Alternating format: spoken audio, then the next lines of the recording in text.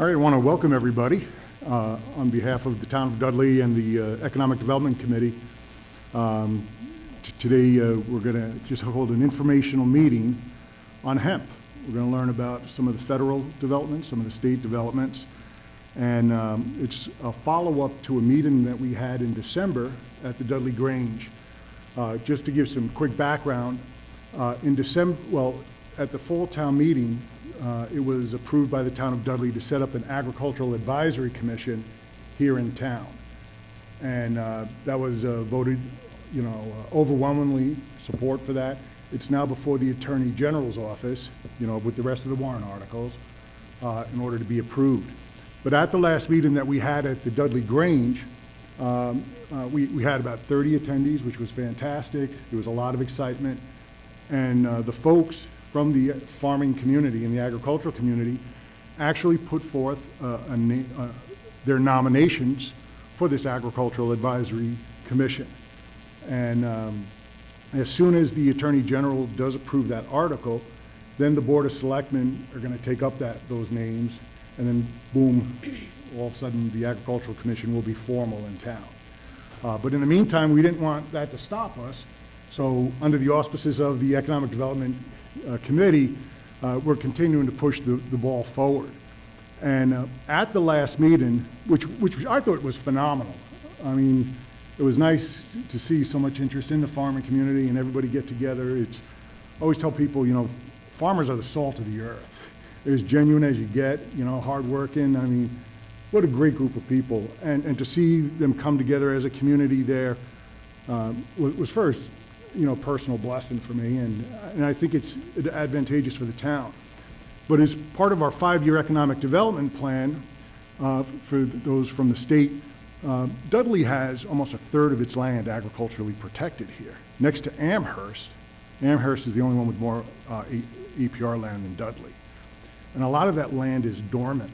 And so we were trying to figure out how do we get those dormant lands active again. And so we were looking at what we called crops of opportunity. Hardy, northern kind of bred wine, vineyards, and hemp. And it just so happened you had the federal farm bill, and then we had some very well-educated members of the agricultural commission that actually know hemp pretty well. And we were like, boy, this is great. And the more research we did, it turns out that Dudley, believe it or not, was one of the centers of industrial hemp production for years. That's why there's mills all around us. It was processed here. It was, the stuff was, made into clothing and other materials, all within miles of where we are. So it's kind of neat to see things kind of come full circle.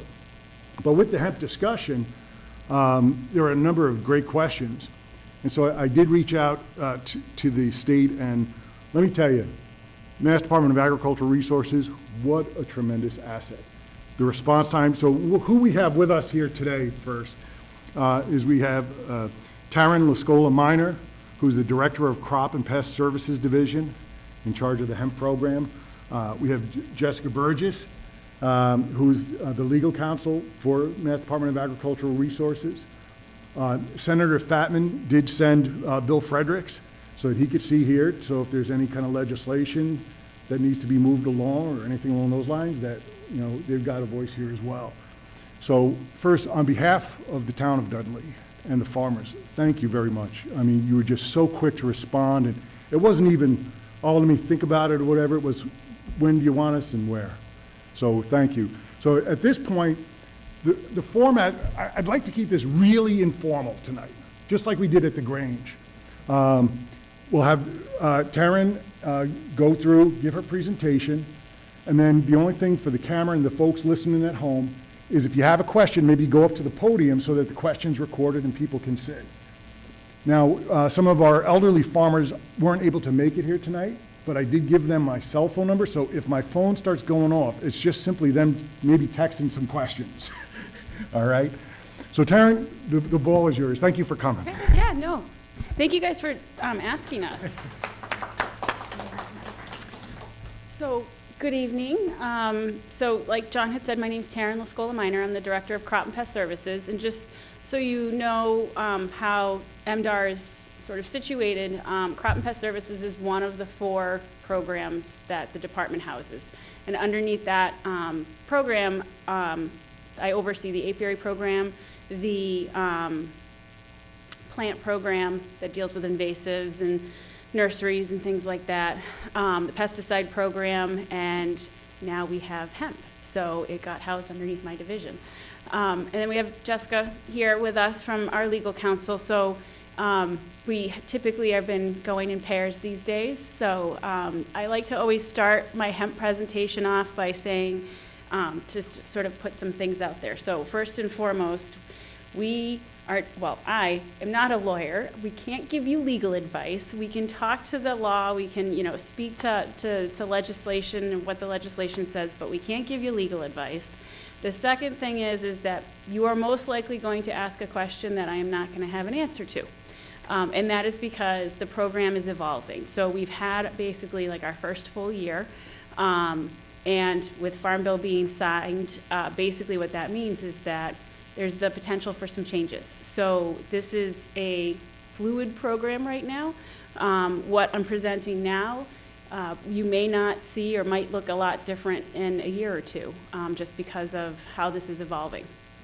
So with that being said, I'll run through the presentation and then we can open it up for as many questions. I'm kind of looking at the bulleted items here, and I'm pretty sure that the presentation covers everything that at least is on here. So here you go. So, and I'm sure most of you know this, but just to kind of go through it. So hemp is cannabis. And one thing that we always like to make sure people know, hemp is cannabis, marijuana is cannabis, but they are different. And they're different in a few different ways. With hemp, sometimes you want to have the male plants along with the female plants. With marijuana, it's usually just the female plants. Something to know about both hemp and marijuana is they haven't really been domesticated. So this is a new plant, it's a new crop. We're still learning how it grows in Massachusetts soil. I think across the country, every state that does have a hemp program is learning how it's handling each of their conditions, their climates, especially when it's being grown outside. There is the cannabinoids, and so this plant cannabis has about, I think it's like 130 or 160 known cannabinoids. The 2 big popular ones are CBD and THC. You're growing hemp primarily for the CBD, and you're growing marijuana for the THC, and I think everybody knows that the THC is the piece that is the psychoactive piece. And the other thing to note is with the female flowers are the only ones that produce the cannabinoids. So you have your male plants that are like your fiber and your seed, then you have your female plants which are grown for your cannabinoids. So one of the big things to note for hemp, the difference between hemp and marijuana is the THC level. So legislation and Farm Bill has basically said if you have a cannabis plant that has a THC level of 0.3% or lower, it is considered hemp. And that's because at that level, it is not psychoactive. So all of the different uses for hemp, I will say this, we are learning about new uses pretty much every day. You have your seeds for cultivation, for oil, flour, body care products, cosmetics, ink, fuel. For the flour, you're getting that extracted material, so the CBD oil, which then gets put into other products or it can be sold just as its oil. And then you have your fiber, which is again what you're taking from the stock, and it can be used for construction material, for rope, for paper, for a whole bunch of different stuff. So what we're finding is that it looks like this plant is pretty versatile. This plant actually also is a good remediator. It takes up a lot of stuff from the soil. I think we've heard from other states that some farmers have used it as a cover crop. And so, it really has a lot of different uses for this plant. So the difference, so that picture on the right, that is a hemp plant. It's not marijuana, that's hemp. They look the same. The males look a little bit different, but when they go to seed, but other than that, they look the same. So both contain the THC. The difference is that 0.3%. And it's really the legal definition that creates the distinction. Prior to Farm Bill, some states actually had a little bit of a higher percentage in there. I think the highest that we've seen from some states is 1%. We haven't seen anything higher than 1%. But now that Farm Bill has passed, and Farm Bill specifically calls out 0.3%, some of the states are probably going to have to change that so that it meets the federal definition. And really, the only way that you can distinguish between the two plants is by testing, and by taking samples and by testing for that THC to find out what the level is. So, of those two plants, does anybody know which one is hemp? John, I'll ask you because you're right there. Which one's hemp and which one's marijuana? Well, I think you said the right one was hemp before, so I'm cheating. Oh, it was the same picture. Oh, bummer. So, but they look so similar, right? I mean, they're exactly the same. They smell the same. You can't tell the difference between the plant itself. With the male plants and the fiber plants, they grow a lot taller, so that's really the only really big visual difference that you might tell is that you've got a plant that's 8 feet tall, 6 feet, 8 feet tall. But the flowers look the same. When they're short, they look just like a marijuana plant.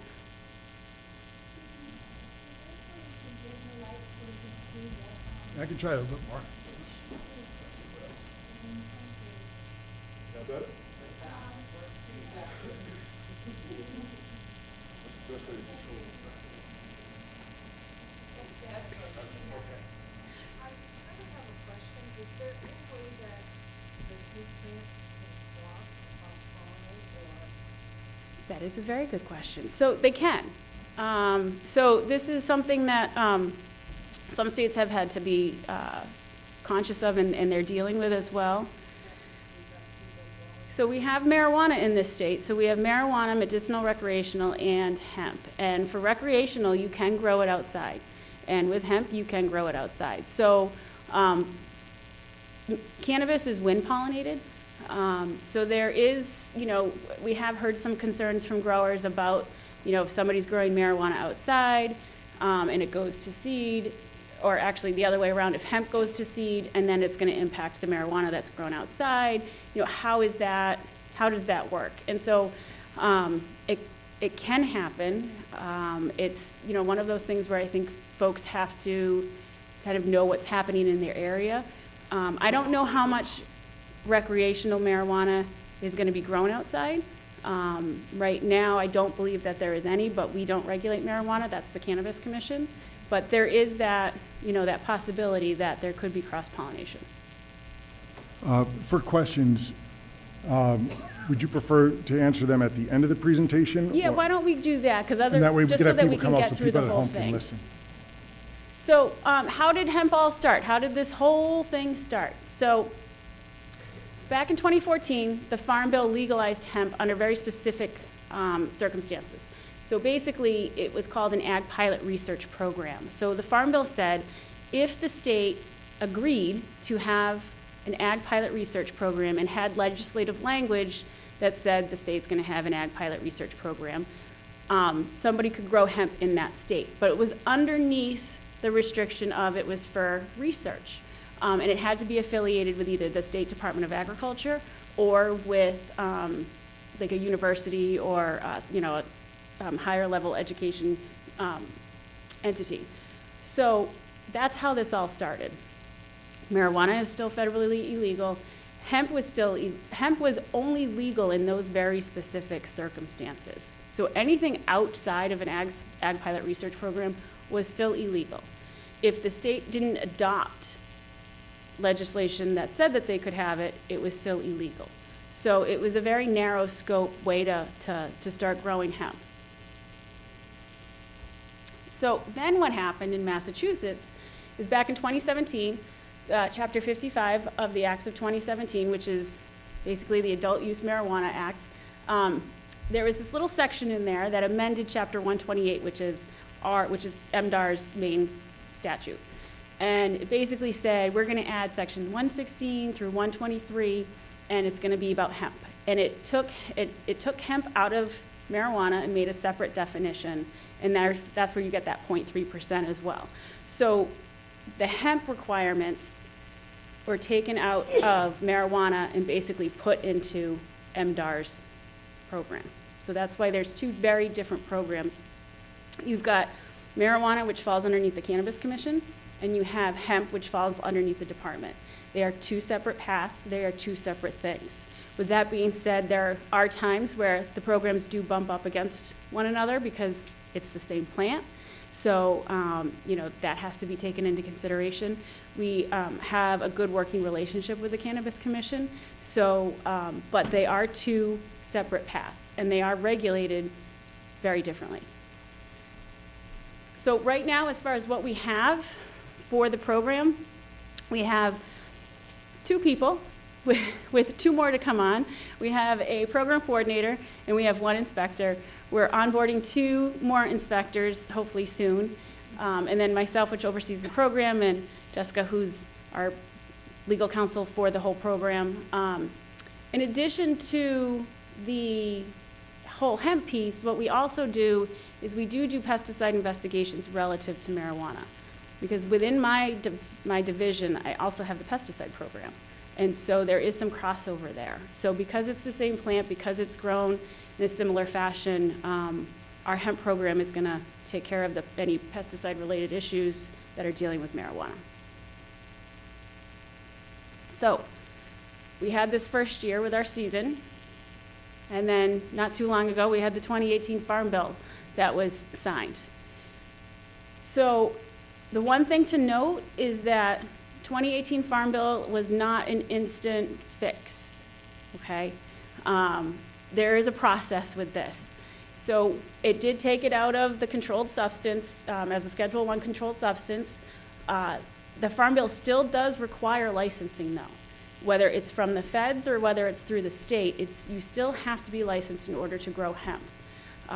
Good news is that the grower would be eligible for federal crop insurance. It does allow for interstate transport, but that's got a little asterisk next to it. And then there is some subject to FDA oversight relative to your CBD and things that are edible, because now that it's legal, some of these federal agencies that didn't look at it before because it was illegal, now that it's legal, they have to take a look to make some determinations on things. So the big thing to remember with 2018 Farm Bill is that there's also this piece in there that says it gives USDA about a year to develop their own regulations. But during that time, we are to work off of the 2014 Farm Bill. So this isn't an instant fix. We've got to give the federal government some time to develop their own regulations. The states, if the state wants to hold on to hemp, regulating hemp, the state needs to submit a state plan to USDA to make sure that the federal government is okay with how the state wants to regulate it. We can be more stringent than the federal law, but we can't be less. So a lot of times we'll get questions about that 0.3% is, was the state ever going to think about bringing that up a little bit? We can't unless the Farm Bill does, unless legislation got fixed somewhere along the line on the federal level. So there's still a lot of things that are hung in the air. And for the states, we're sort of sitting here waiting for some guidance so that we know what to do with our program so that it meets the requirements of the federal program and so on and so forth. So right now, we're working off of the 2014 Farm Bill and our current legislation in Massachusetts. So we're not looking at anything any different until we start to get some more guidance from USDA and then potentially from FDA as well. So how do you get into growing hemp? So we require licensing, planting, growing, harvesting, processing. There is an application that you have to submit. There's an application fee.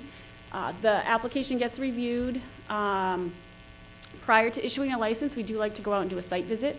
What this does is it allows for our inspectors to meet the growers, establish that relationship. Everybody can ask questions of one another, make people aware of what the requirements are, gives the inspectors a good idea on the location as well as far as where it's going to be.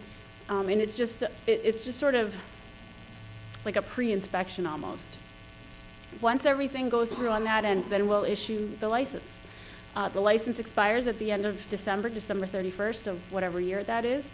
There is a renewal to renew your license, and the license fee is $300. So we have a license for growing, a license for processing, and then we do have a lot of folks that are doing sort of a they're vertically integrated, meaning that they're growing and then processing as well, so that they have that dual license. So, what happens when you get a license? So our inspection staff has the right to go and do inspections throughout the year. You know, when these are routine inspections, they're going to call and try to set something up. And we want to see how your season's going. We're still learning as well, so it's really important for us to see how things are being grown, get to know the technology that's being used, the growing methods that are being used. It just provides more information for our enforcement team for, you know, when they're regulating hemp. There are a couple things that you're going to have to submit the department. So first and foremost is the seed piece. And this is a big question that a lot of people have. So all you have to do is submit documentation to the department that indicates that the seed is 0.3% THC or less.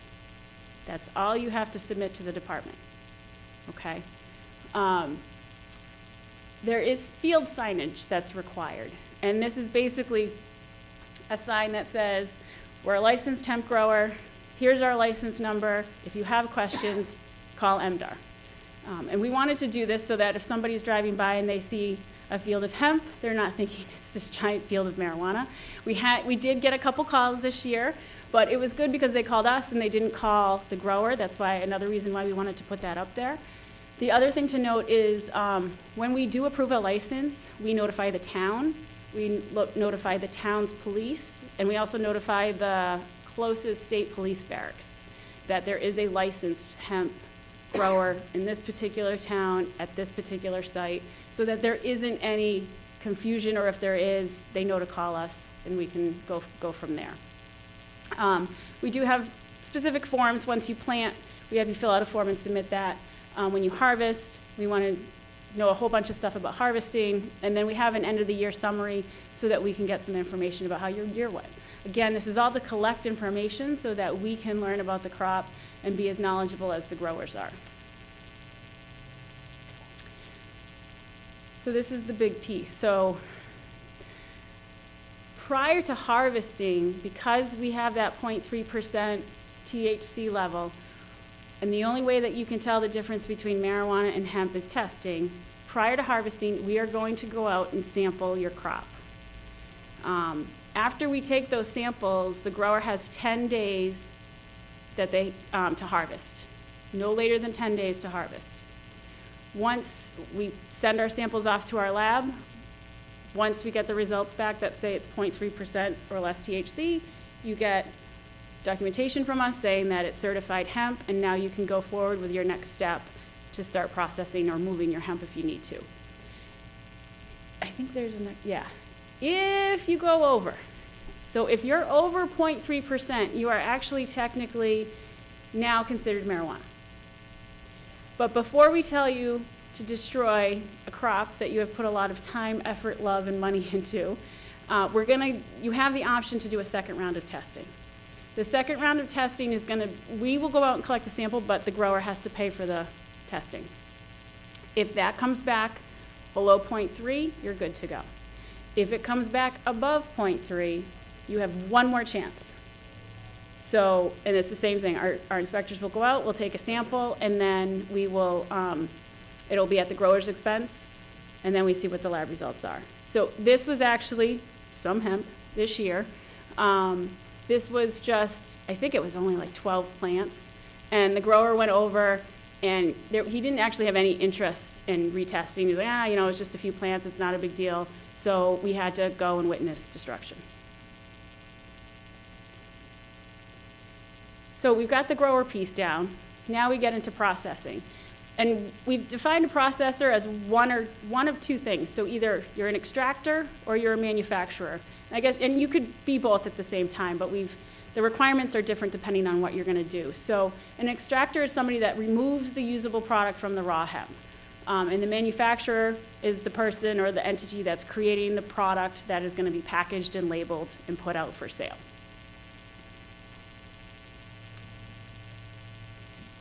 So you have to be licensed through the state. Again, there's some pre-licensing inspections that are done.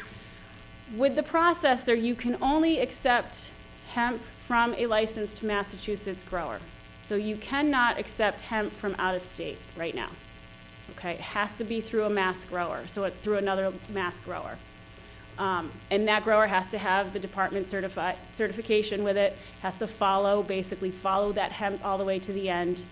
We have some requirements in there to sort of to track what you're doing, just in case there ever is an issue. Hopefully we can track back. We didn't go into crazy detail and require that you use certain software and things like that, like you have to in marijuana, depending on what you're doing. We decided to kind of start off simple and slow to see how this worked out. We based this off of some other things that we require in other programs. So you would create your own batch number, your own lot number, however you would want to do it. That would also follow that extracted material to the processor. Records have to be kept. And then there is a testing requirement for the extracted material, depending on what you're going to do with it. So if it's anything that's going to be used topically, if you're going to inhale it or if you're going to eat it, it has to go through testing protocols. And we reference the protocols that the Cannabis Commission uses. Because essentially, you're making the same product as a marijuana facility would be. It's just your THC is lower than 0.3%. So we have to make sure that those kind of works together. On the manufacturer end, same thing. Got to be licensed, can only accept extracted material from somebody in Massachusetts. You create your own batch numbers, lot numbers, keep records, and then there is some labeling requirements in place as well. Again, and these are to make sure that folks realize that, this hasn't been tested or approved by the FDA, sort of some of those disclaimers that are put on there. That we also have the requirement that you put the how much CBD and how much THC on the label as well, so that folks know what they're getting. And then at that point, you've got your finished product. So one of the big important things to note is with pesticides. So like I said earlier, I oversee the pesticide program as well. There are no pesticide products that are labeled for cannabis, whether that's hemp or marijuana. So you can't use any pesticides on hemp, on cannabis, period. Even if it's organic, even if it's on the USDA organic list, if it's something that is an EPA registered pesticide, you cannot use it because there is nothing that is labeled for cannabis. So this year's stats, we had 14 licenses issued, 4 growers, 1 processor, and 9 dual. And I think, I think that was a good start for our first year. I think a lot of people were dipping their toes in the water to see how it would go. Again, we had that vertically integrated sort of system because, this is our first year, so it's who's going to do the extraction and, sending things over state lines, which is illegal. And so a lot of people decided to do everything from start to finish. We had about, I think, 76 acres licensed to be planted, but only 21 were planted. And then about 15,000 square feet were produced inside, meaning inside like greenhouses. And then this is just some more stats about what was planted where. We had about 40,000 square feet that were licensed for indoor, but again, only 15,000 square feet were planted. Those are some of the different cultivars that were planted this year. One of the things that our inspectors did see was some of the germination rates weren't that great. And again, it depends on the seed that you get and where you get the seed. One of the big things to remember is getting seed from a climate that is not similar to Massachusetts may not work as well. So those are things to consider. But overall, I think it was a pretty good first year. And going forward to 2019, I'm not sure if those stats are in there. You hit the next one. Nope. Going into 2019, we have all 14 that want to renew, and right now we have an additional, I think, 19 new applicants.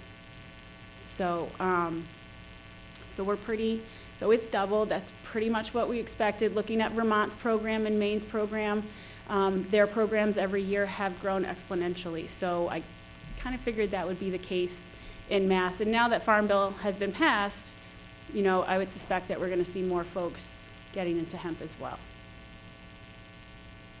If you haven't checked out our website, this is a good place for all information relative to hemp. We have our hemp grower and processor policy on there, which goes into way more detail, all of the different things that you have to do if you're going to hold a license with the department. We also have some FAQs on there. We have our pesticide policy on there. And then we do have an email address. I think it's either mine or Sarah, who's our program coordinator. So if you want to be put on an interested parties list, whenever we have anything new, whenever we want to make sure that the word gets out to folks, any updates, things like that, we'll do an email blast to folks that are on that interested parties list. So it's a good place to get information and to be sure that you're getting the most current and accurate information. And then, what else? I do want to just make a note, John, because you had talked about APR land in Dudley. So, Farm Bill passed. Hemp is no longer, you know, federally illegal.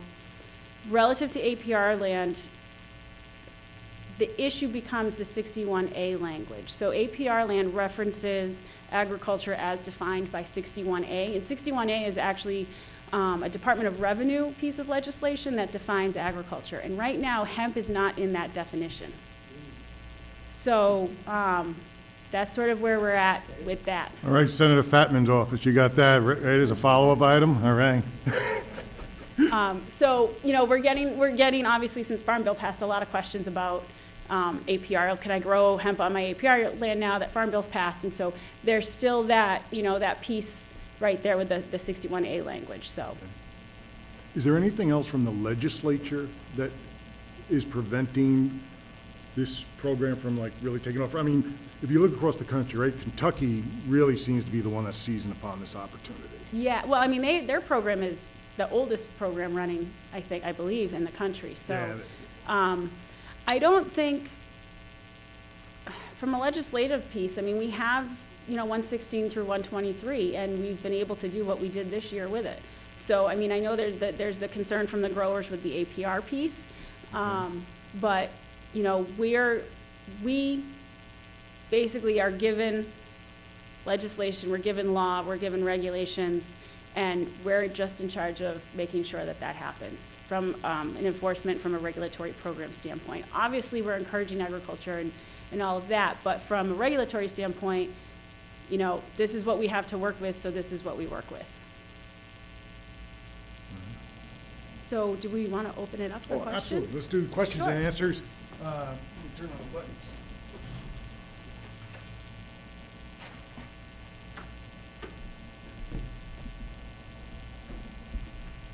So I don't know what's the easiest, if you want to sit down, people come out to the podium, or?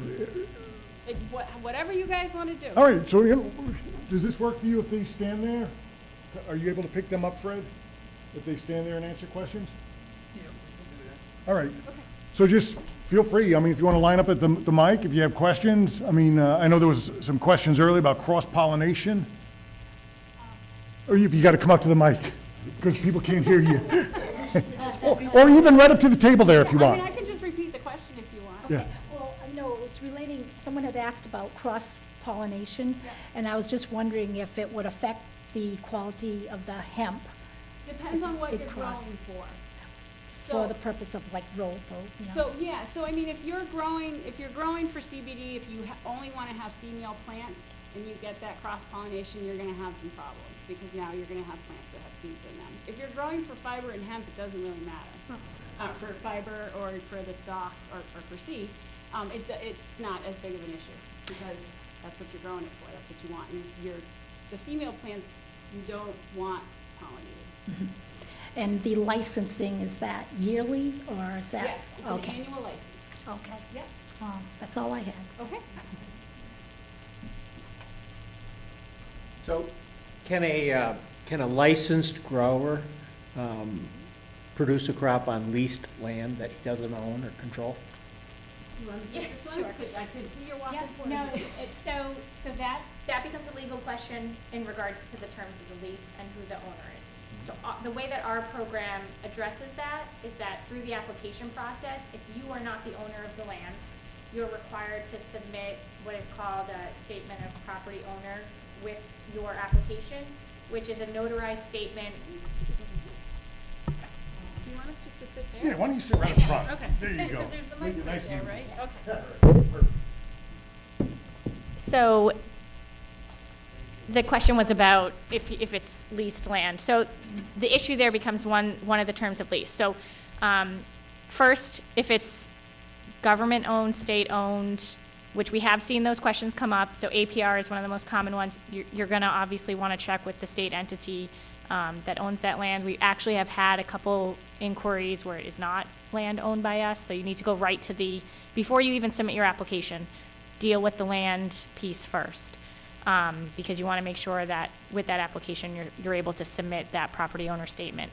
As Taryn said, for our APR program and for our agricultural covenants, unfortunately at this time, we're not able to allow the cultivation of hemp or marijuana because of the 61A definition of horticulture. So 61A parses out agriculture and horticulture.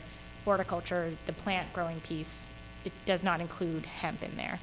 In terms of a private lease, and again, not giving legal advice, but just sort of so you know how the program works, you would be required to submit a notarized statement by the property owner that indicates they are giving you essentially permission and acknowledging that you're engaging in the cultivation of hemp on their property. And that was put in place in large part because prior to 2018 Farm Bill, you were still, because we only ran the commercial side of the program, so that was not in line with the 2014 Farm Bill. So you were on the federal level engaged in, the growing of marijuana. We wanted to make sure that the property owner was aware of what you were doing and was in agreement with what you were doing because they could be held liable for that activity as well. So it's really dependent upon the terms of your lease, but our application requires that property owner statement to be submitted with the application. So we know that everyone is okay with it and that you've checked into that issue. So that's pre-application. That's one of the steps that you should do is review your lease documents, consult an attorney if you need to, make sure the property owner is good with what you're going to be doing on that property.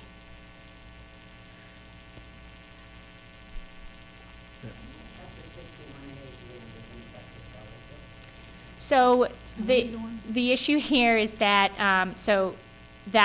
Department of Revenue put out a statement. They basically said the 61A determination is a municipal determination and that each municipality can make the determination until there's legislative clarification as to whether they were going to apply 61A to property in their town or in their city.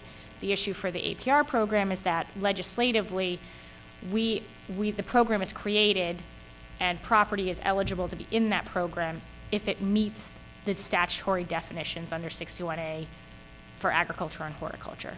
So because DOR has come out and said it does not include marijuana and hemp and requires legislative clarification, as a state entity, we cannot take a different position on that statement.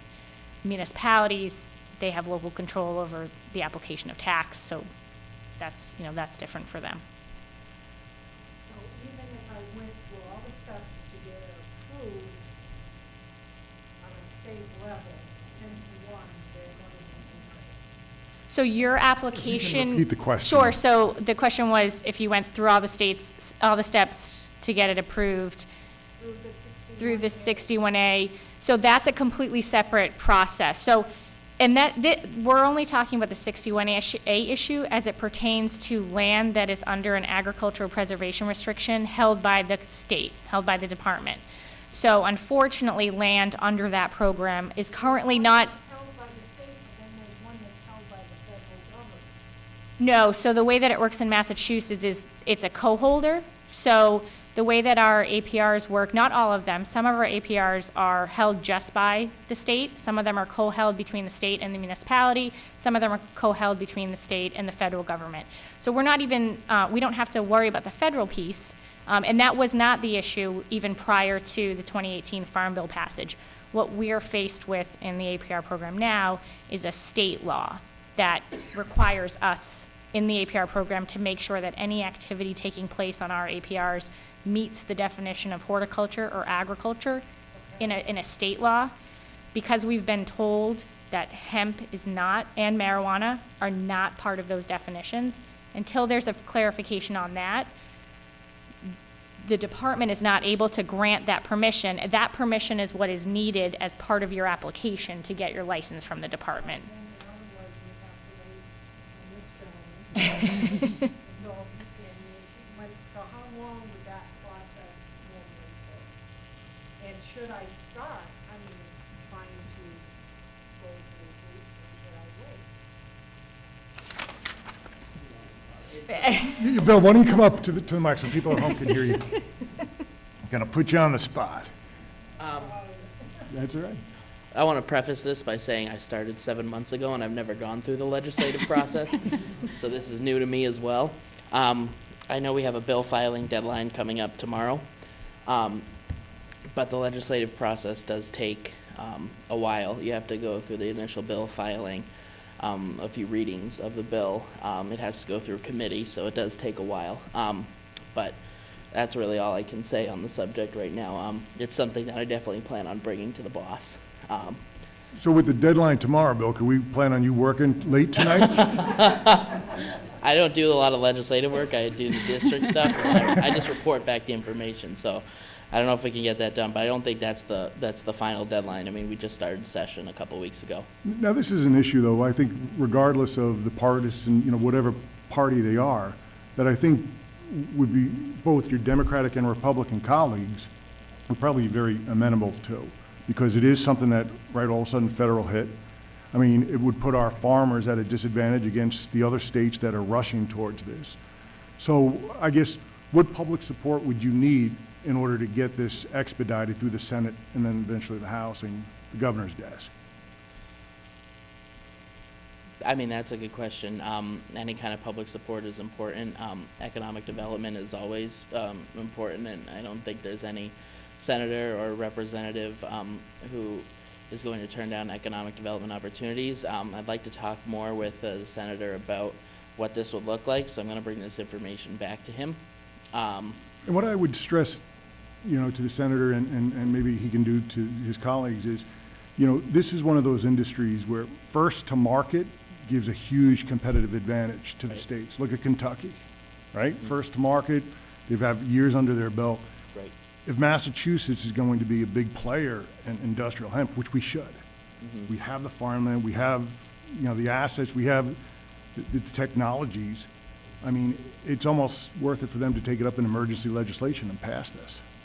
Yeah, I mean, I don't know how that would work, but Massachusetts is always a forerunner when it comes to progressive policies like that. I mean, we're a forerunner in energy, we're a forerunner in a lot of different things. So, I mean, I'm sure that Massachusetts won't be behind on this at all. So I'll definitely take it back and we'll consult and we'll see what we can do. I mean, that's really all I can say on the issue. That's perfect. That works. And not to, over to the experts. The department is fully aware of this issue as well. I do want to stress, though, this 61A issue doesn't apply to everybody. It only applies to the farm, the land that we're aware of, the land that is in our APR program. Okay. So this is not an issue that a non-APR or a non-agricultural covenant farmer is going to be faced with right now.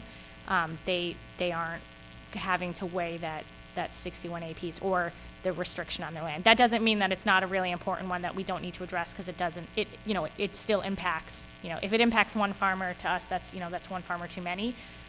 But just want to make sure that people are clear that it's not just generally if your land is in 61A that would create an issue for you. It's the APR piece and the 61A that is why we, as the restriction holder, can't give permission to allow the cultivation on the land, because it would be a violation of the terms of your APR. So that, and we certainly don't want to put anyone in the position of, one part of our agency gives you permission to do something and another part comes out and enforces against it. That's a terrible place to be in. So we've tried to come up with a way that the process addresses that issue from the very beginning, and unfortunately this, sort of came up in the 11th hour as a barrier to entry for some farmers, and, I think we're all Okay. looking at how that can be resolved. Up to the mic, Ellen. No one can hear you.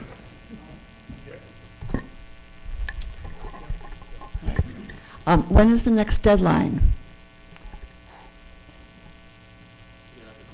I should just put a chair there for you. I don't know off the top of my head. Apart from tomorrow's initial bill filing deadline, that's for refiles from last session.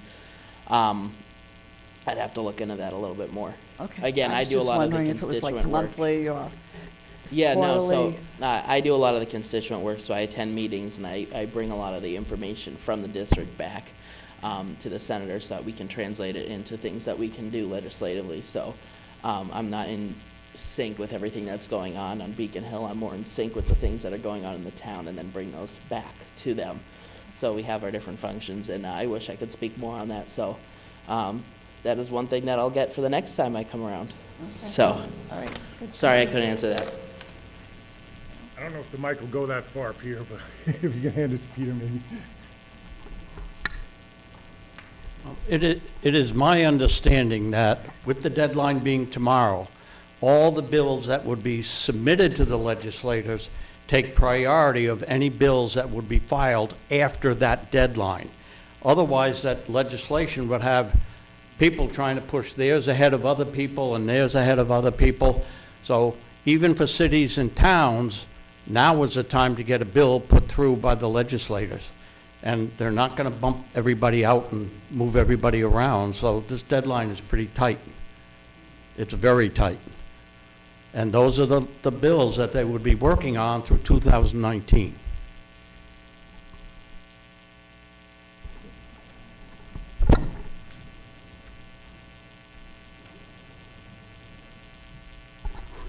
So I think that this question is more to you, John. If the state and the federal people don't have a problem with people growing hemp on 61A that's not an APR, what about the town of Dudley? Does the town of Dudley have to include that in their 61A requirements? And if so, has it been done yet? Great question, Jerry. I learned that just from the presentation. So what I can do as a follow-up item from the economic development is follow up on what is the town's obligations under 61A, and then also just be the champion and try to make sure that all the town's policies are consistent with the federal and the state. So we can take that as an action item on the economic development side. I personally, I wouldn't see why the town would be opposed or anybody be opposed to this. I think so, yeah. I know that the APR often has very distinct ideas about what is and isn't agricultural and what's permissible on APR land. Do you have any idea what their feelings about hemp is? Whether, sometimes one wonders how they make these decisions. I don't want to misspeak for the APR program. I certainly think the department's position is that hemp is the cultivation of a plant. The APR program and its requirements, whether they're state requirements or it's because of the participation and the funding through the federal government, I think that's something that the APR program will and is looking at. I didn't quite follow you on that. So some of the requirements in the APR program come through the federal funding source that we get, and soil requirements, percentages of growth, those types of things. So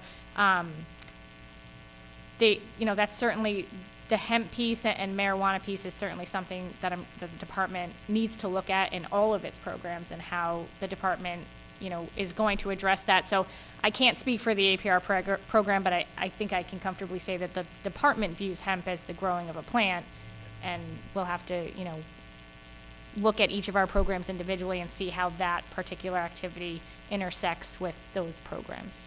Is there any reason why they would deny that, the growing of hemp on APR land? What might be some of the reasons that could come up?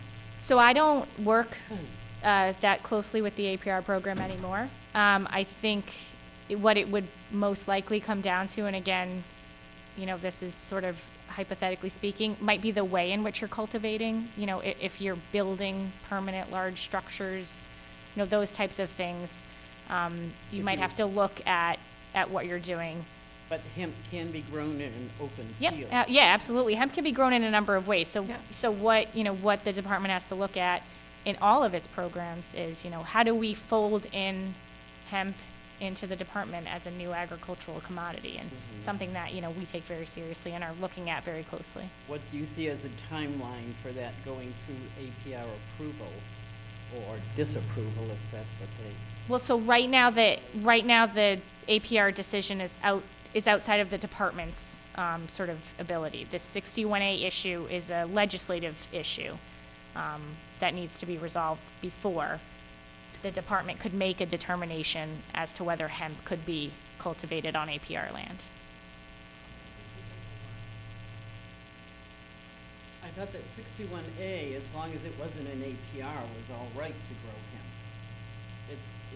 It's the APR program, if your land is covered by an APR through the state. It's both in 61A and APR, at least in Dudley. Right, so that's not true for most farms. They're not in APR. So we're only talking about, what do we have, 8? I don't want to misspeak, but right under 1,000 is how many APRs we're talking about in the Commonwealth. So we have over 7,000 farms. So still a large number. One of them dealt with APR. Right, but not every farmer is an APR farmer. So that's Oh, why. no, of course I understand Yeah. that. But, so it is all right to grow hemp on 61A land, but it is not all right to grow it if it is in both 61A and APR. I cannot answer the first one affirmatively because that's a municipal determination. The You have second to follow one. right. So the Department of Revenue did issue guidance over the summer that said, you know, it requires legislative clarification, and until then, municipalities can make the determination.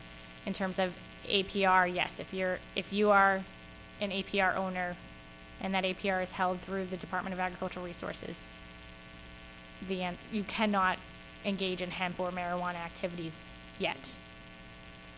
And Dudley is going to address the 61A. Yeah, and you know, it'd be great if the Agricultural Commission was actually approved. That could be like one of their first official actions.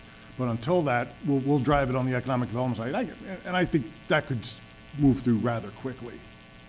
I mean, there's no reason why. I mean, John, how does it happen in Dudley? Which department is in charge of defining 61A, do you know? Or does it have to happen at town meeting, or? I don't know. I don't know the answer to that, Jerry, but I'll try to find out. Probably the selectmen, wouldn't it? I'd be guessing. Yeah. Sandy?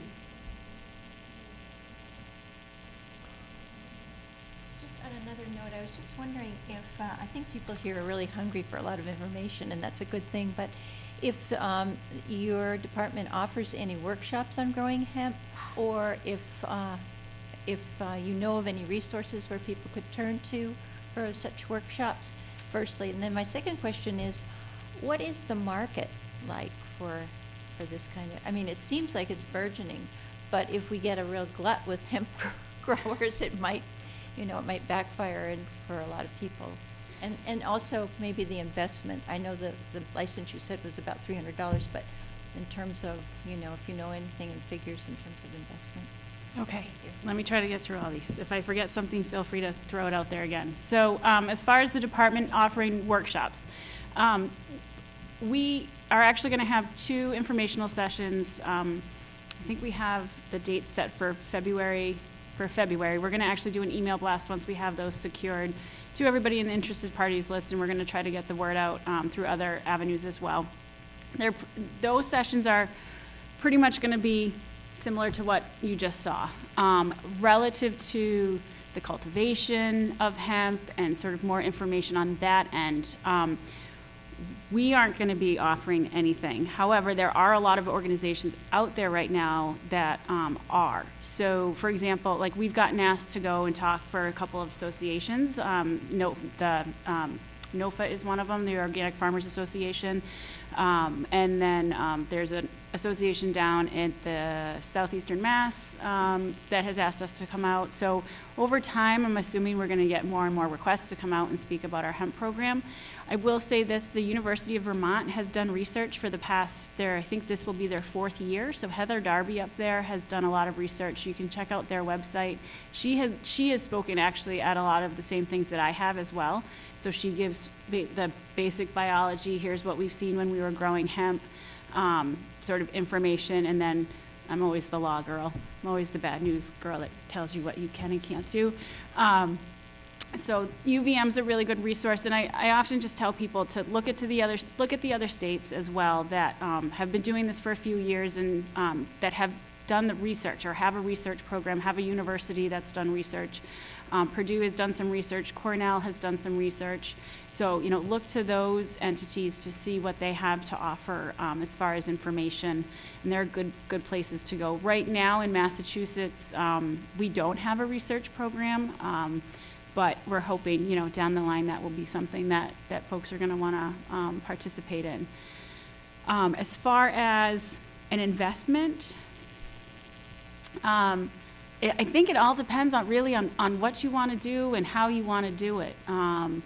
And I know that we've been hearing the processing piece is a relatively expensive piece as far as if you want to be a processor, buying that equipment to do the processing can be difficult, and the equipment that's out there I think is, it's not $500, it can be expensive. So I know that piece is kind of expensive. Seed prices, I don't know about that. And again, I think it depends where you get it, how it's certified, how much you're getting, so on and so forth. So I don't think the investment is going to be as much as it would be if you were going to be getting into marijuana. But we're still trying to figure out what the landscape's going to look like in Massachusetts. This is our first year. So what we did do with our end of the year report, so we asked for some just basic information on our end of the year report, but then we also sent out to our growers an anonymous survey to try to get some more specific,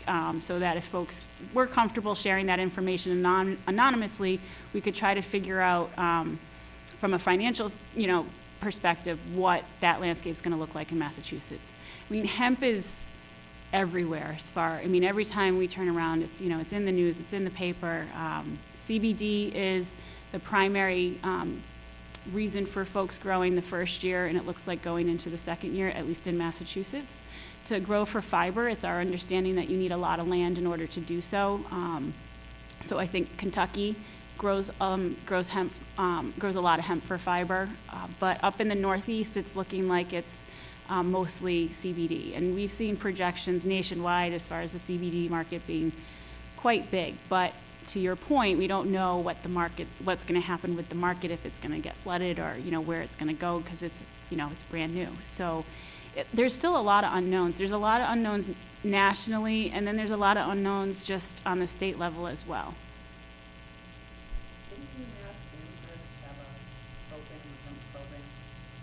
So just to repeat, Yep. The question was, didn't UMass have a hemp program? They had, I believe it was a group of alumni. They didn't do any research though. And we actually rolled out our commercial program first because that's where the interest was. So in our legislation, there was the two paths. You could either go through an ag research program where you would be doing research, or you could go commercially. And the majority of the contacts and the emails and the discussions and folks reaching out, it was commercial. And so that's what we rolled out first. We really only, had just not even a handful of folks ask about the research program and the research piece. So that's why we did the commercial piece first. But with that being said, the next thing on the list is, we've got to roll out a research program so folks can participate in that. Suppose the weather doesn't cooperate with us after 10 days. Ah. Because after you test it, Yep. you have 10 days. Now, the weather Yep. wasn't there, I couldn't harvest it. So here's the thing with that. I mean, if that's the case, if it's looking like you're not going to be able to harvest within that 10-day period, don't wait till the 10th day to call us and say, I can't harvest. I know as a farmer, you guys are always looking ahead to look to see what the weather's going to be like, what's going to happen, so on and so forth. So if it's not looking like you can get within that 10-day period, call us and let us know. If it's a matter of, we need to do a little bit of an extension. If it's a matter of we'll extend it out, but we're going to want to come back out and retest, depending on how long that it is before you're going to harvest, then we'll try to do that. I mean, our goal is to not limit your capability to grow this crop and harvest this crop. We just need to make sure that what you're harvesting is hemp and not marijuana. I understand that you keep saying about testing. Who actually pays for all the testing? So the first round is, the question was who pays for the testing. The first round is on us. Second round, for the THC testing, first round is on us. If there needs to be a second and third round of testing for the THC piece, it's on the grower. From an extractor standpoint, if you've got extracted material and it falls underneath the requirements that it has to go out for additional testing, and that's pesticide screens, metal screens, things like that, that is on the grower as well, and that goes to actually a third-party lab. So we don't go out and collect those samples. You as the extractor have to send it out. So what would make that 3%, say you got it up higher, what would actually bring that back down? Nothing. Yep. And just to clarify, it's 0.3%. Yep. Could cross-pollination from someone growing marijuana in their backyard raise my 3%?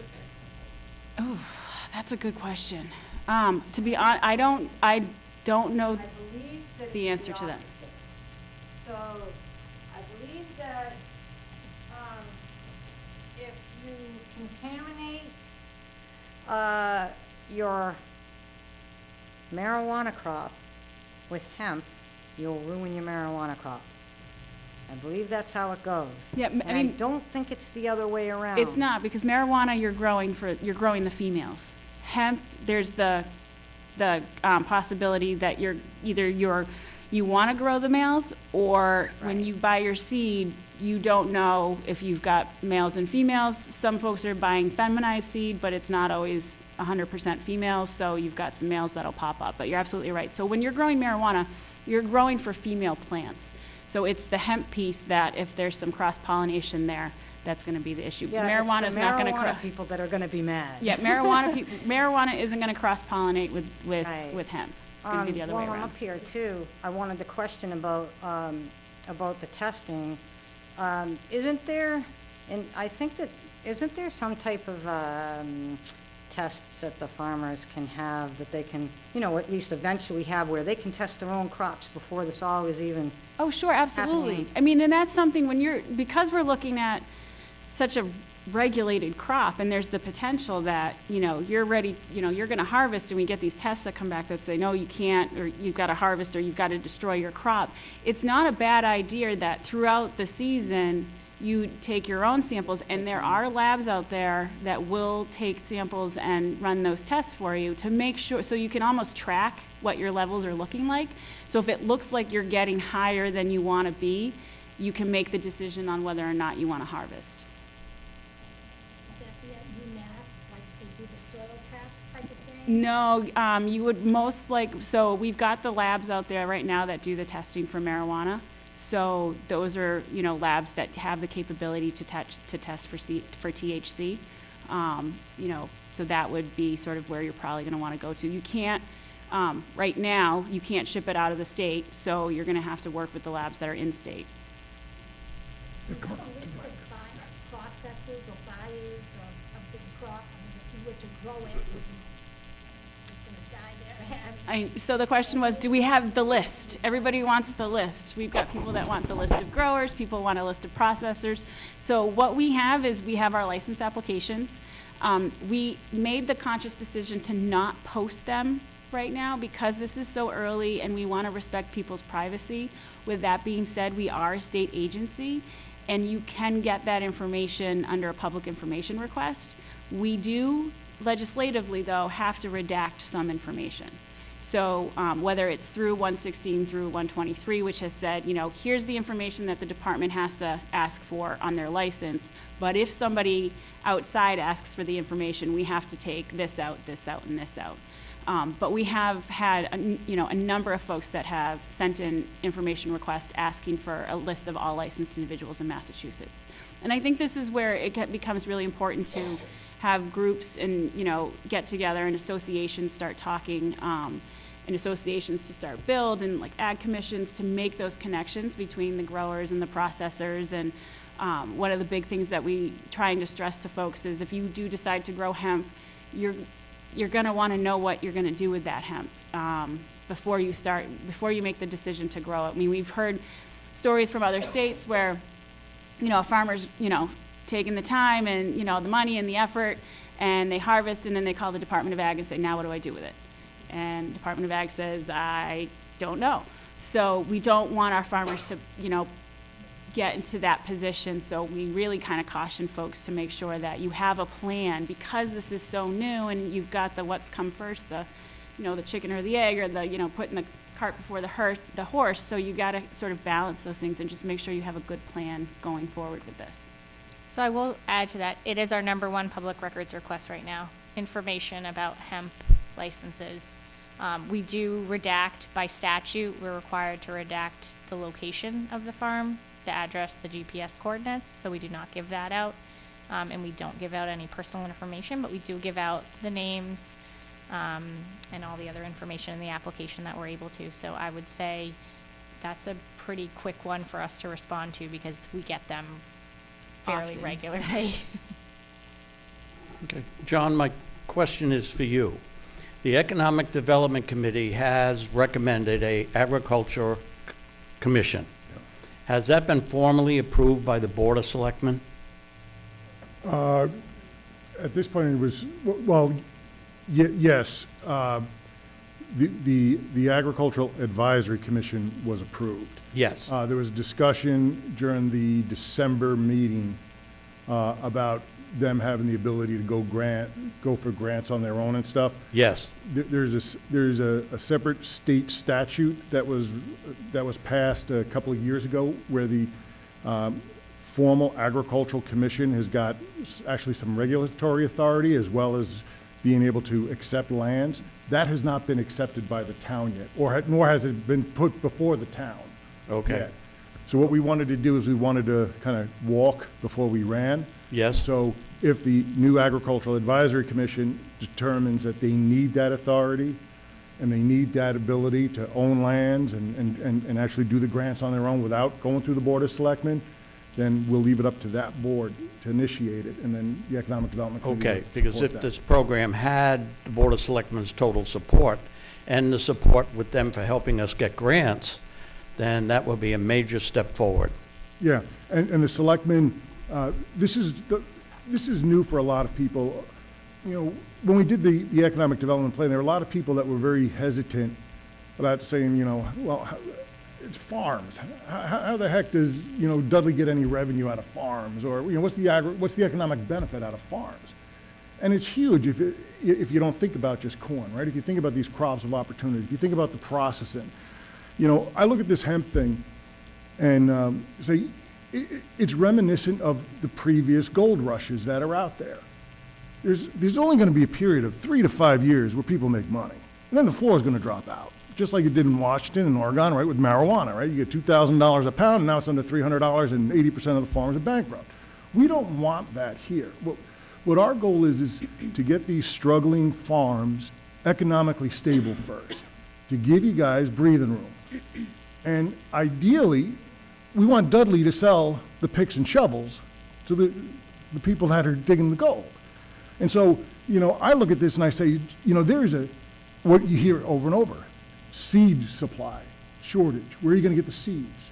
So if we come together and say, okay, maybe Dudley's going to focus on creating this certified seed, and really partner with the state and the federal government and private business. And all we're gonna do is produce the 0.3% seeds. There's a huge industry sustainable for years to come for that, especially as these other states legalize it. In-field testing, right? It's all being done in a lab today. Well, why can't Dudley partner with some private, technology firm and do on the site, on the spot, instant testing without having to put it through chemicals and everything else? There's so much opportunity besides the hemp itself. The hemp itself, initially, that's to get you financially stable, breathe deeply. But the long-term sustainability is to go where Dudley goes back to its roots, where it's manufacturing it, it's processing, we're making the linens. So that's where I see it. So you've been so patient. I think that's a great idea about the seed foundry. I like that. So go back to your statement about the THC testing. There's services out there right now where you could actually genetically screen your plants as opposed to waiting to harvesting to get it tested for THC, for potency. So I don't know if people know that when you genetically screen your plants, there's a CBD, THC marker that's already present in that genome. If you do genetic screening, you could actually test your plants from 7 to 10 days after germination to see if that plant is CBD dominant. It has no THC synthase gene that could potentially produce THCA. So that eliminates any possibility of potentially having more than 0.3% THC in your plants. Another thing too, you can also screen for sex. So if you go on hemp, you want to have the females for the flower and get away the males. Again, you could do genetic screening for that as well too. It's just targeting the male genome on that particular plant. 7 to 10 days after germination, that plant's female and separate the males. And that could be done on site, or that you could easily just do sampling yourself and just send it to a testing service. They could do it for you as well too. So a question I have for you is, as a processor or manufacturer, you mentioned that the biomass has to be sourced in state, correct? Right now, yes. Right now. Yep. How about for CBD isolate? Can you source that from out of state? No. Okay. Yep. So, and if you're a processor, whether you're taking the extraction route or the manufacturing route, anything that you're going to basically be extracting from or making a product out of has to be mass grown. It has to come from Massachusetts. So if you're making, I don't know, Terran's lotion, and you're going to put, hemp oil in it or CBD oil in it, you can only get hemp oil or CBD oil from Massachusetts at this point right now. Okay. If you're Terran's extraction company and I want to do the extraction to get the oil out, I can only take hemp from a licensed grower in Massachusetts that has the certification that says that MDAR says this is certified hemp right now. So, and I think it's important to note that, 2018 Farm Bill, it took hemp off the controlled substances list. It now defines it as an agricultural commodity, but as Taryn was talking about earlier in her presentation, there's sort of this waiting period for us to figure out what that federal guidance is going to look like, and states can be more stringent and more restrictive. Right now, our legislation in place has these certain requirements that will continue to exist until we get that further federal clarification. And so we're working that line of recognizing, the removal of some of these federal issues, but not every federal issue has been resolved immediately. But we are, we pay attention to this stuff daily. Unfortunately, there's not a lot of new things coming out of the federal government right now, but we're hoping that we will, particularly state regulators, and it's a very active state regulator community, that we will get more guidance and be able to have more answers as things develop. I think a good example to give as far as, the Farm Bill says this, but we need more guidance. So, and this is a question that's come up actually, a few times since Farm Bill passed is, can I get stuff from out of state now that it's legal federally? And the Farm Bill says interstate travel. Okay, so it says interstate travel, but we don't know what that means. Does that mean interstate travel from a state that doesn't have that doesn't have hemp legal right now because they haven't submitted a plan to USDA, or does this, or is it just from one state that it's only state to state when there's legal programs? that are set and defined, and USDA has approved their state plans. What if a state doesn't have a state plan? Is it okay with USDA for interstate travel to be from one state that falls underneath the feds regulating it to a state where the state regulates it? So this is where we need more clarification, and that's why we're waiting for guidance on a lot of this stuff, because the last thing that we want to do is have our growers have to go through 37 changes in a short amount of time. And so we know that there's going to be changes that come up. That's inevitable, but we're trying to limit the number of times that we have to tell growers, nope, you can't do that, or oh, you got to do it this way, or oh, yeah, before you could do this, but now you can't, or so on and so forth, or here's an additional requirement. So that's why we're in this holding pattern, because when you get down to the fine details, there's a lot of questions that we need some guidance and help from the federal government to piece out. I mean, the 2018 Farm Bill, what it did was it said, hey, this was, from a federal perspective, illegal. So nobody should have been doing it except if you were under an ag pilot research program. And then it said, we're going to adjust that. We're going to give a future opportunity, once everything is lined up and in place, that we've removed hemp from a controlled substances, check that off the list of an issue, no more DEA problems, no more, illegal drug problems, but then said, okay, in order for this to exist, we want to have a licensing scheme in place. And so states have to submit a plan for approval from USDA to create this licensing structure that they're okay with. If the state doesn't do that, then the licensing structure can run directly through USDA. So it contemplated and definitively put in place that anybody growing hemp in the United States domestically needs to have that license, that permission. What it sort of didn't contemplate was all of this stuff existing in this gray space under different states' interpretations of the Ag Pilot Program. And so some states interpreted their Ag Pilot Program legislation, and Massachusetts, I would say, has probably the most broadest that we've seen hemp legislation that allows Massachusetts to engage in far outside of what the federal law allowed prior to the 2018 Farm Bill passage.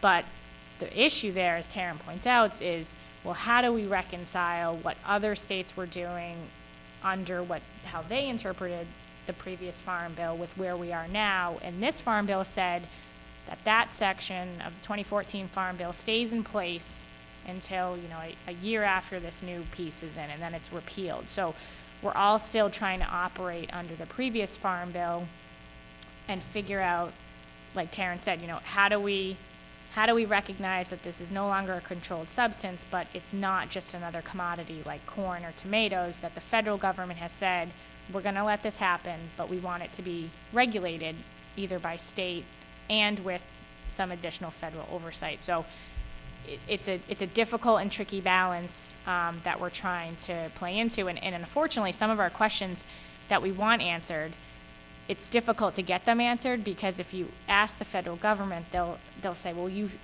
shouldn't be in that position because, we never said that was okay. But that's not the reality. And so what we're trying to do is recognize, how do we put our Massachusetts farmers in a good competitive position and not give them too much where we get ahead of the 8 ball and then we're kind of pulling you guys back in, and it costs you time and money and resources, and you're sort of starting over. So we're sort of doing that. We're not even walking before we run, we're crawling before we walk. But we're keeping, we hope, the best interest of Mass farmers in mind while we're doing that. No, you've been waiting. You can purchase clones to grow the hemp. Does that have to be an in-state purchase, or can I go and purchase them in Colorado and bring them here? Because that will guarantee that they're below this 0.3% THC. So that would probably help out a lot of us farmers, so we don't put a lot of money, time, and effort, and then our crops come up, because every seed is different. Right. So if we pop 100 seeds, 50 of them are males, 50 are female, 25 of these female might have 0.04%, which is going to really affect us.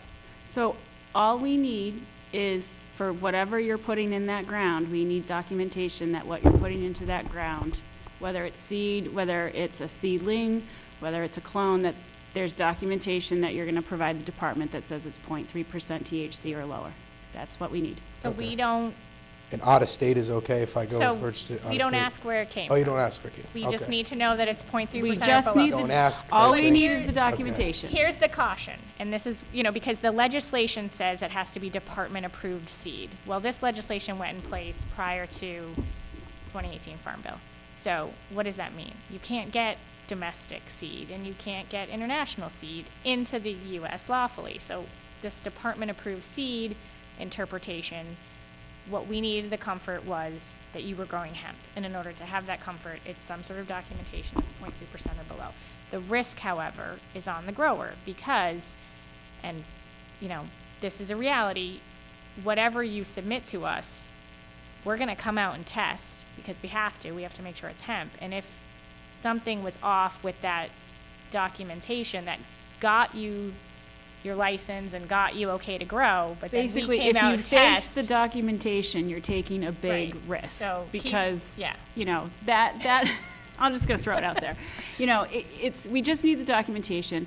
That documentation not only proves to us that what you're starting with is hemp, so you legally can start, but it also serves as basically some consumer, trust that what you're getting is actually hemp, so that hopefully by the time you're harvesting, you're not going to have any issues. And so that's the thing. And we've had a number of different types of documents that come in, and so on and so forth. So we need just documentation, from whoever you're purchasing the product from that indicates that it's 0.3%. We've actually had, stuff that that has the state certified, on there. So it's all we need. We just need to know that what you're putting in that ground is starting as hemp. And also, Taryn talked about like our site visits and coming out during the licensing phase. That's to come out before you get your license so we can see what you're going to do. Okay.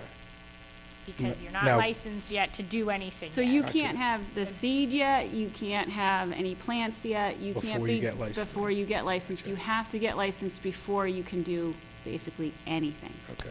Okay. Now, can outdoor marijuana and outdoor hemp be grown on the same site? So this is a question that we're starting to get. Are you They talking? have to be, Can I just ask a clarifying Yeah. question? Are you talking about growing marijuana that would otherwise require licensing from the Cannabis Control Commission, or are you talking about Yes, growing of course. personal plants? Well, both actually. Okay. so your personal plants are your personal plants. Okay. Okay. If you want to grow marijuana, you want to get a marijuana license underneath the Cannabis Commission, what needs to happen is there needs to be a separation there. Okay. So if you've got, acre 1 and acre 2, and acre 1 is hemp and acre 2 is marijuana, that's what they are, that's what they have to stay. We're only going to be paying attention to what's going on in the hemp world, okay, as far as MDAR is concerned. However, if your hemp pings high and it's over that 0.3, you cannot say, oh, well, I'm just Put it going to to sell your- that as marijuana, Gotcha. okay? That makes sense. Because we did have that question. We actually had somebody at one point say, well, I'm going to get both licenses just in case. So you can't do that. If you say that this field is hemp, it has to stay hemp. If we have those two things come into play, and they have to be separated, and depending again on what you're growing for and how confident that you are that you have all females and there won't be any issues there, you just have to make sure that they're very, very separate. Okay. Yeah, they're two different regulatory pathways that you have to pick before you start them. So marijuana is a far more complicated regulatory process. Hemp, it's 40A3 protected. It's not excluded like marijuana was, so you don't have to worry the same way about all the zoning issues. You don't have to worry about your community host agreements and all that kind of stuff. But you do have to work with the Department of Agricultural Resources. That's sort of the, Okay. that's the trade-off to getting all of the breaks is you got to come and work with us. And if we see something where there's marijuana and hemp, we do have a good, close working relationship with the commission. So we understand that these questions are going to come up and continue to come up. We want to make sure that we're treating them as two separate crops and two separate activities, but we recognize that there might be some overlap, and so we're just trying to make sure that those boundaries in place so people don't set themselves up for failure thinking that they're good on both. You got to work with They both. got to be completely separate. Yeah, and Okay. to your benefit to keep your risks as low Makes as sense, for possible so sure. both can succeed. Yep. The separation right now is sort of key. Now, the town of Dudley is okay with outdoor hemp growing. How do they feel about outdoor marijuana growing?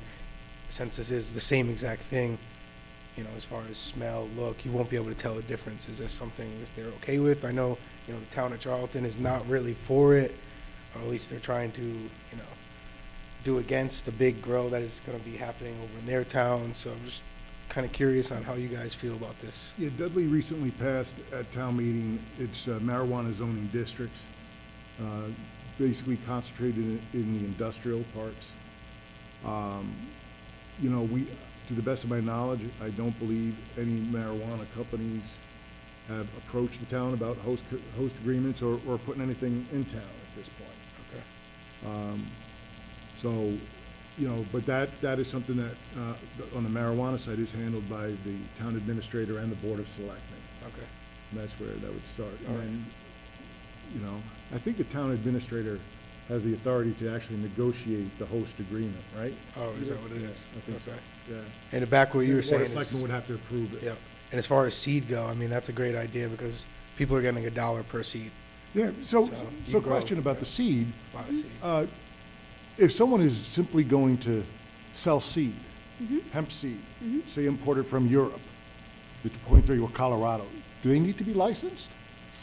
Well, right now, they can't get it in from Europe and sell it because it's coming over state lines. So that can't really happen right now because Okay. that farm bill piece is up in play. Okay. Yeah, we're not sure how, so this is we don't know what, we know it's off the controlled substances list, so we know it's not marijuana anymore. The problem is the federal government has to figure out how it's going to tell that it's not marijuana. And so like DEA, all these entities, the overstate shipment, the international stuff, you know, technically on the face of the law, it may be totally fine, but you have to wait for the federal government to figure out how they're going to work that piece out, because on its face, you can't tell.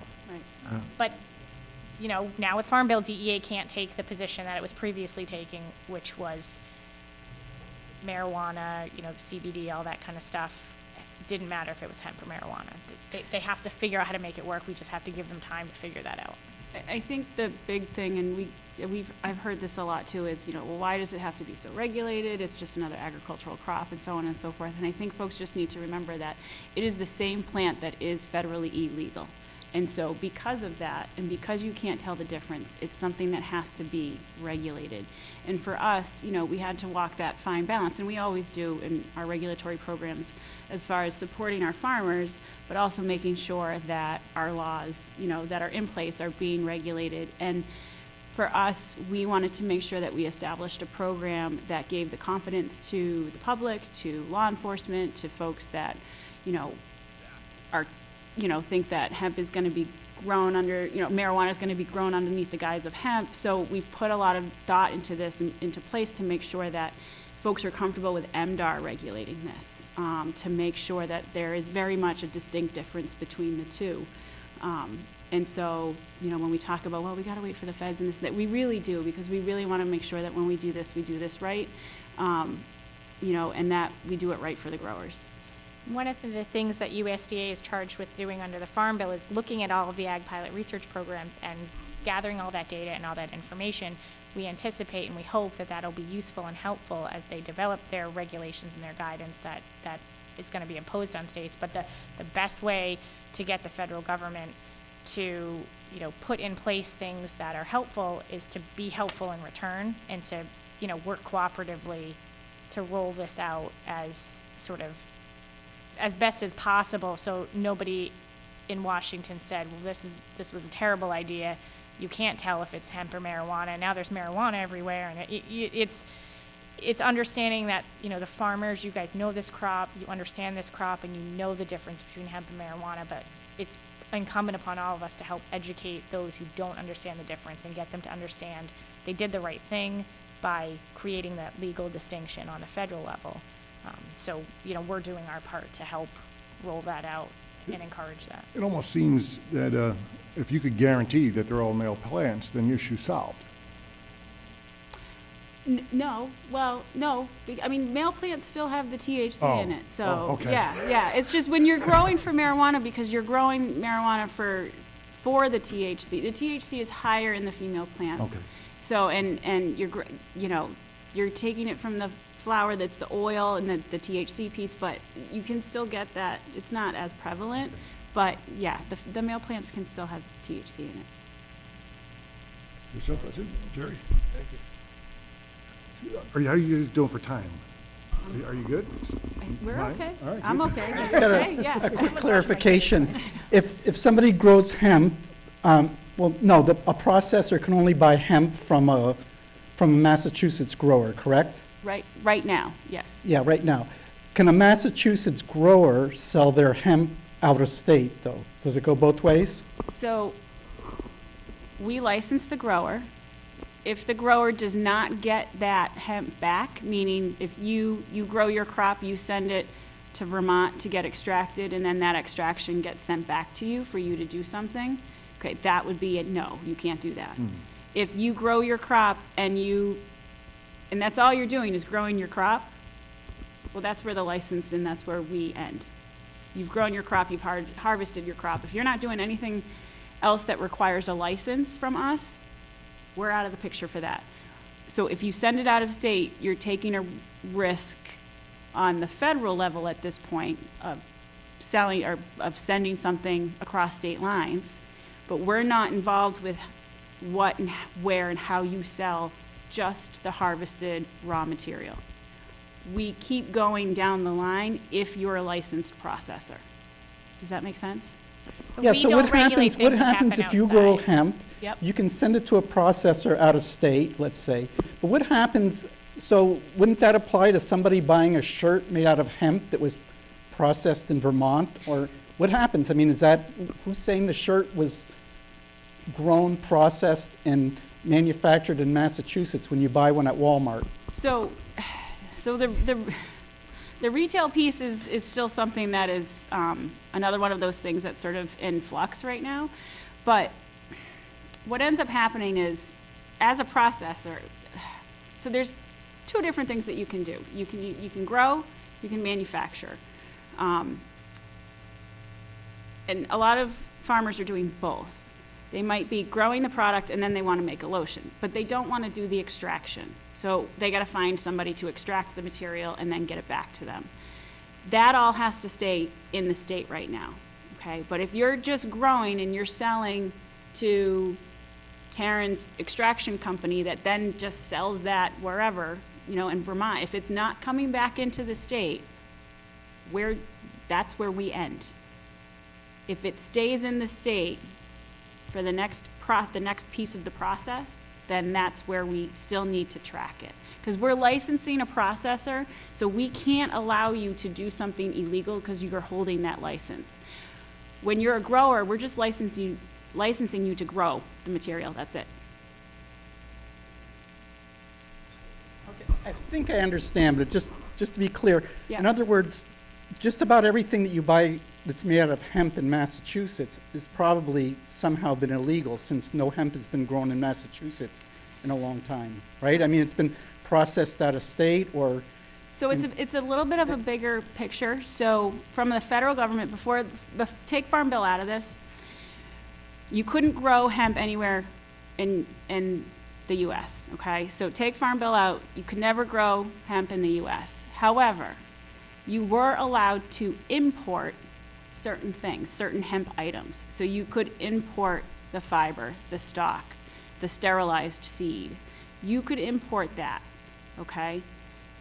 You shouldn't have any domestic products though, because you can't grow it here, but you can import it from out of state. So technically, all of the things that you've been seeing up until when Farm Bill came through, if you see a hemp t-shirt, it's coming from outside of the country. And then it comes into the US and you can sell it, because that's something that is allowed because it's exempt underneath the definition of a controlled substance. Now, we have Farm Bill, different states are doing different things with the Ag Research Program. Massachusetts has a very specific path for commercial and for research. So there shouldn't be any mass-grown products right now in Massachusetts because this is our first year growing. So unless they've harvested and they're starting to make the products now, there shouldn't have been any mass-based products in Massachusetts because this is the first year that we're growing and the first year that we've had the program. So any other products that you've seen are coming from out of the state or out of the country. Does that clarify? Yeah. It gets really, it's taken a lot of time and headaches and discussions and charts and things like that for us to try to figure out all the different layers that come into play with this when you've got something illegal on the federal side but legal on the state side, and then everybody does it different in each state. So it does get very complicated and it's multi-layered. And Farm Bill definitely helps in one sense, but you know, we need that time to kind of figure out how this is going to work more on a unilateral, phase across the country than it has been. Hopefully that kind of clarifies it a bit. Well, I just wanted to say that this actually gives all the farmers an opportunity to work together too. If one farm is doing the processing, but this other farm isn't, then you guys could share, you could say, well, how about if you do my processing for me? And, then you all work together to do this. There's so many things that can be done. It's just amazing. I was watching a movie up in Vermont. They were making like these bricks out of the hemp, and they were like building houses and all kinds of really cool stuff. And yeah. So, I mean, this isn't limited in any way. So even though all this other stuff at the federal government, I mean, I don't know what we have them for, but that's another issue. But honestly, well, right now, everybody, it's shut down, and we're all still here, and everything's good. So, but, I think that's the thing that, like, if we all get back together and get the community involved, and one of the things, too, I think, is bringing these young people in to, you guys aren't limited to just hemp either. I mean, we need food, seriously, because look at the markets, it's garbage. We need to grow locally, we need to get these greenhouses going, we need to get indoor gardens going, we need to get outdoor gardens going, so it's not limited to just these things.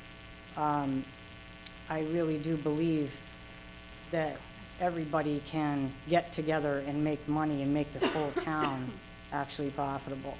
And then it can spread to other towns. I really believe that this is where we're going. And so if everybody works together with all different ideas and not just the one, don't get stuck on it, get creative. And we can make this work. I think that this is a great little town. And the fact that we have all this farmland is like, really, it's coming back around now. So now we can take advantage of that because a lot of other towns don't have this farmland. A lot of other places don't have this opportunity that we do actually have here. So hopefully, we all can make this work. It really would be great in every way. One of the things that we're trying to do here is to, again, take the individual farmers, right? 80 acres here, 130 acres here, 200 acres here, and go for scale, where we have these 30 farmers or 40 farmers representing 2,000 to 3,000 or 4,000 acres that overnight we can have producing industrial hemp. By doing it as a community, right, equipment's expensive. An 80-acre farm's not going to be able to afford, or a 15-acre farm's not going to be able to afford the equipment to do a mass harvesting. You look at the stuff that they do in Europe. I mean, they can clear 100 acres in 2 hours with some of this machinery. Mm-hmm. And so to be able to have a piece of machinery like that in town that all 30 farmers are doing, I mean, it's scale. And I understand, right, we have 29 acres now and we've got all these regs. Well, it's always going to be a specialized crop, and as the Kentuckys are producing 20, 30, and 40,000 acres of industrial hemp, and I realize we have to ramp up, but the town of Dudley wants to be a partner with you guys. We want to be a partner. Use us as a guinea pig. Townwide industrial hemp. How do we make it happen?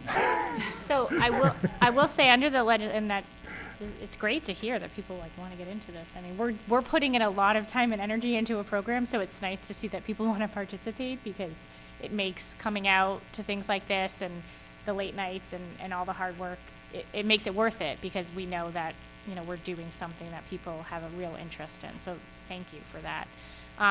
The way that the legislation is written, you know, it talks about a person needing a license, but that person can be an entity. That person can be a corporation.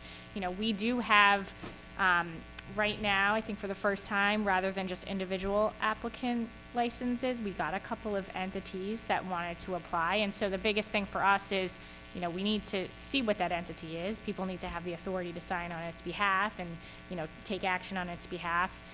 And then there's the opportunity to identify multiple growing locations, multiple sites. I mean, the issue would be working with the department to make sure that, you know, everything was, you know, made sense for what you guys were doing and for what we needed. But, you know, we see the work that, you know, a person shall be licensed. That person is defined to be more than just an individual. It's just figuring out ways to make that work.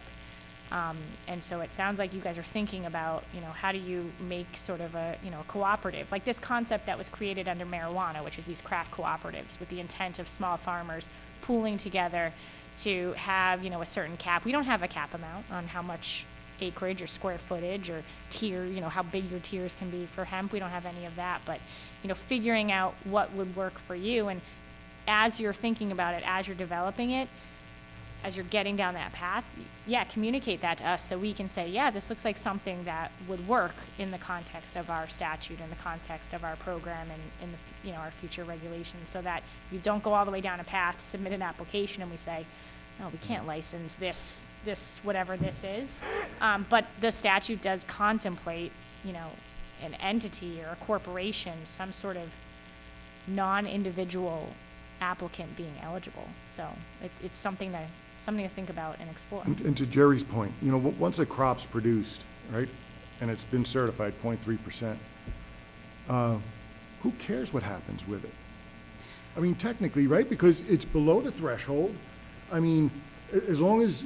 So prior to the 2018 Farm Bill, the federal government cared what happened to it because it was marijuana. But they don't care anymore. They don't care anymore, but we still have in that federal law, you know, the recognition of states having the right to regulate it and oversee it, and the licensing requirements. So one of the biggest things is, you know, previously under the 2014 Farm Bill, product for marketing research purpose, but not for general commercial, could go from one ag pilot state to another ag pilot state. What did that mean? What did that look like? I think a lot of states were kind of overwhelmed by that concept, and so things just kind of came and went wherever. The federal government, you know, had it picks and chooses the battles that it's going to fight. Now that we're in a post-2018 Farm Bill world, the overstate line shipment, you know, it's not, you're not transporting marijuana over state lines. But how does the federal government deal with those questions and those issues that comes up when law enforcement stops a truck at the border and says, well, my goodness, this looks like a truck full of pot. No, it's it's hemp, it's not marijuana. What do Which we do? just happened the other day with those 4 drivers arrested. And so we work closely with other states. And, you know, we've heard stories about, you know, I want to get my hemp from Nevada to Kentucky. I got caught in Kansas, and there's my whole crop. Like that, they didn't care. They took it all. It was confiscated. So you just never know what's going to happen, and you don't know who's evolved in other states. So we care and license what happens in Massachusetts, and that's sort of our focus. If you don't need our permission to do it in the state, you don't need our permission to do it in the state or we don't license out of state things. We don't have that jurisdictional boundary. See, but that's where technology, right? Telematics or RFID on shipments, where you could track it from here to wherever it goes and inform local law. I mean, technology's there to make that process pretty easy. Yeah, we don't require, so cannabis, marijuana, through the commission, they require that seed to sale tracking. They require you to use certain, contractor to do all that to make sure that they can track it from seed to sale. They know what's going in the medicinal realm, what's going in adult. We don't have a seed to sale tracking requirement in hemp. It seems like, you know, in some ways it addresses some of those law enforcement and sort of federal issues, but in other ways, you know, that's an additional burden and cost to put on the farmer. So it's sort of balancing, you know, what can we do to address the concerns while treating this as much like an ag commodity as we can. Does anybody have any additional questions? Just to clarify it in my own mind, I know we're starting in Massachusetts. seed, so does that mean we can only get the seed in Massachusetts to begin with? I mean, you gotta start somewhere. Right, so you have to start somewhere. So all the department needs is documentation that whatever seed it is that you have is that 0.3% or THC, that 0.3% lower or lower THC. And you would come in to check to see the female and the males to distinguish which is the one that's under. Nope. So when you purchase your seed, what you would do is you would ask your distributor to provide you with documentation that it's hemp seed, and they should be able to provide that to you, and then you're going to send that into the department, and we're going to take a look at it. If we have any questions, we'll certainly reach out to you. But if we don't have any issues or concerns with it, then we keep that on record. Because the other thing is we want to know what cultivars might be pinging high. So Kansas actually has like a blacklist of cultivars that continuously over the years for numerous growers have pinged over that 0.3%. So we want to see, it's good for us to kind of even just, know what cultivars are coming in, which ones, are pinging high, or, is it decent germination rate? Does it work in Massachusetts? So, not only is it that 0.3%, but it's good for us to start to gather data as well as far as, what's happening in Massachusetts specifically. But just ask your distributor for documentation that it's hemp seed, and then you send that into the department. And if we have any questions, we'll reach out. Like tomatoes coming up every year in your garden, it's going to happen the same way with hemp. Yes, your volunteer plants. So, Volunteer plants. Yep. Do we have to keep buying seeds, or do we rely on these volunteers that get shook, seeds get shook loose while you're harvesting? So we do have a requirement, I believe, in the policy that if you do see volunteer plants, you need to let us know. There's going to be a lot of them. How are you going to do it? So again, this is sort of tracking stuff to make sure that your hemp is where you say your hemp is. And, if you harvest and then you see plants come up in the same area, these are all things that will work out, like just let us know, hey, I've got some volunteers that come up. And that will happen. You just let us know. You just call the department. We have to, and this is where it is like tomatoes in the sense that it's a crop, but it's also a plant that looks exactly like marijuana, which is illegal. So we do have to track it to a certain extent so that, if you have, plot 1 and you've got your volunteers and then you're going to decide that you're going to plant in plot 2, we know that there are volunteers in plot 1. And that you're not, growing something else in plot 1 because you told us for year 2 you're going to be growing over here. So it's just letting us know if you want to keep those volunteer plants. If you want to keep the seeds and use them again, those are all things that you're going to want to work out on your license with Sarah, who's our program coordinator, to figure out how to go about that, just so that we can. Again, it's instilling that confidence in folks that you're not somehow trying to grow marijuana under the guise of hemp. So, and that's why we need to know so much about what you're doing, in your fields with your hemp. All right. Oops. I actually have 2 questions. Sure. Number 1, do you have to have your license prior to buying your hemp seeds? And then the second part of that question is, I don't know about anyone else, but if you applied for your license last fall, you still don't have your license yet. When are you supposed to get seed? And is it going to be too late for you to get seed by the time you get your license? Okay, so the first question is do you have to have your license to get seed? Or, yes, you do. You have to have your license first before you can have any seed. And then the second question is basically like the turnover time to get your license if you applied for a license in the fall, and when are you going to purchase? So our turnaround time for our licenses is actually, I think, really good. Usually what takes up the most time is that the application is either incomplete or there's things on the application that we need to get some more information out. And then it's just a matter of scheduling the time to come out and do the pre-inspection. So last year when we rolled out the program, April 30th, and we had folks that were able to plant. We had folks that were able to get seed and plant. Because typically it looks like you're planting seed usually May, June-ish. It all depends on the weather. Our hopes are that, going into this year, we already have new applications that are in.